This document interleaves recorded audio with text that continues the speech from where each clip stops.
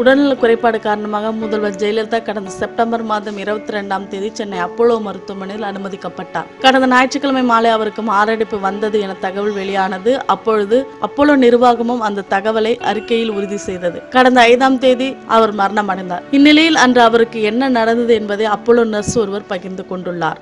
நாங்கள் அவரின் அறைக்குள் நுழைந்ததுமே அவர் எங்களை பார்த்து அழகாக புன்னகைப்பார், எங்களிடம் சிரித்து பேசுவார். ஆனால் கடந்த ஞாயிற்றுக்கிழமை அவருக்கு சிகிச்சை அளிக்கும் மருத்துவர்கள் அவரின் அறைக்குள் சென்றபோது அவர் சிரிக்கவும் இல்லை, பேசவும் இல்லை. சந்தேகமடைந்த மருத்துவர்கள் அவருடைய வென்டிலேட்டர் கருவியை சோதனை செய்து பார்த்த பின்புதான் அவருக்கு மாரடைப்பு ஏற்பட்டதை உறுதி செய்தனர். அதன் பின்னர் அவர் கண் திறக்கவே இல்லை. திங்கட்கிழமை மரணமடைந்தார் என 75 நாட்கள் அவருக்கு உதவிகள் செய்து வந்த நர்ஸ் ஒருவர் கூறியுள்ளார். மேலும் சினிமா தகவல்களுக்கு கீழே உள்ள சப்ஸ்கிரைப் பட்டனை அழுத்தவும்.